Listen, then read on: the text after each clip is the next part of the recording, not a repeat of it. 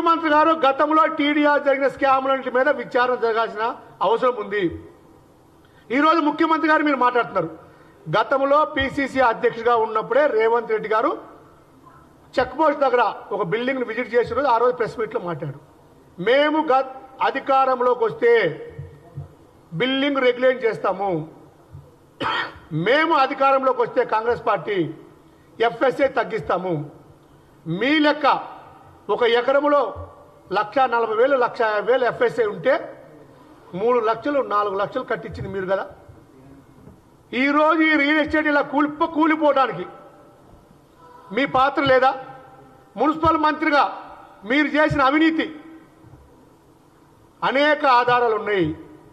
మీరు 40 రోడ్లు 80 రోడ్లు 80 ఫీట్ల రోడ్డు, 80 ఫీట్లు 100 ఫీట్ల రోడ్డు, 100 ఫీట్లు 200 ఫీట్ల రోడ్డు జీవోలు ఇచ్చుడు, పర్మిషన్లు ఇచ్చుడు, అడ్డగోలుగా 10 ఫ్లోర్లు 18 ఫ్లోర్లు 20 ఫ్లోర్లు 30 ఫ్లోర్లు ఇచ్చింది మీరు కాదా?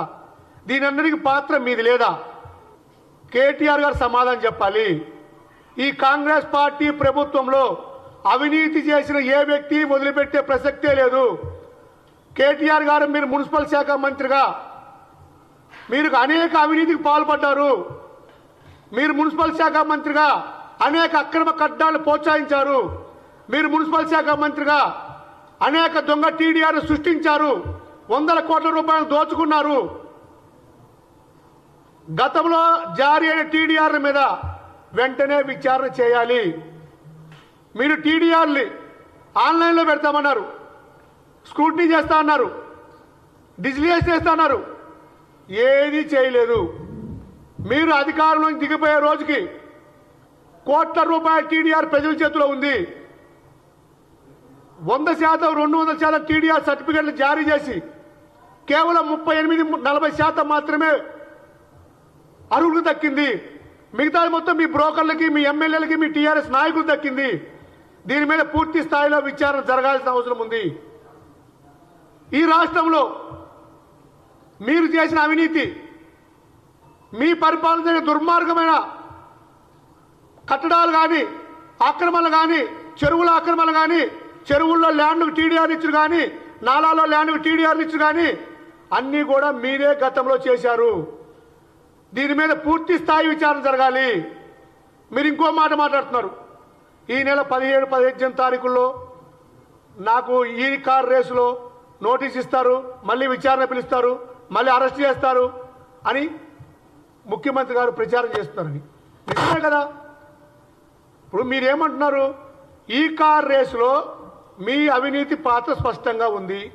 మీ పరిధిని మించి మీకు మున్సిపల్ శాఖ మంత్రిగా మీకు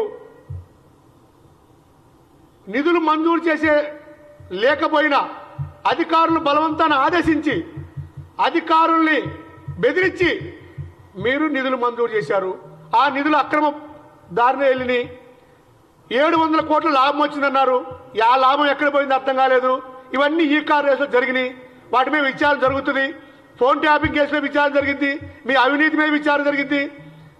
ఇవన్నీ పక్కదారి పట్టించుకోవడం, ముఖ్యమంత్రి గారి మీద ఆరోపణలు చేయడం మీకు తగదు. మీ ఆరోపణలు ప్రజలు నమ్మరు. మీరు మీ బావ కాంగ్రెస్ పార్టీ అధికారంలోకి వచ్చిన మొదటి రోజు నుంచి మీ కళ్ళల్లో నిప్పులు పోసుకుంటున్నారు. నిన్న కూడా రాజీనామా చేయి, అధికారం ఉండదు, ప్రభుత్వం కూలిపోయింది. ఎప్పటికీ ఇదేనా? మీరు ప్రధాన ప్రతిపక్షంగా మీ పాత్రని ఏంది? ప్రధాన ప్రతిపక్షంగా మీరు చేయాల్సిన పని ఏంది? మాకు సూచనలు ఇవ్వండి. మీరు అసెంబ్లీకి వస్తే ఒక్కరోజు మీ నాన్నగారికి అసెంబ్లీకి రమ్మని ముఖ్యమంత్రి గారు గతంలో 100 సార్లు ఛాలెంజ్ చేశాడు. ఇప్పుడు కూడా చెప్తున్నాం, మీరు అసెంబ్లీకి రండి. అసెంబ్లీకి వచ్చి మీరు చేయాల్సింది ఏంది? మాకు సూచనలు ఇవ్వండి.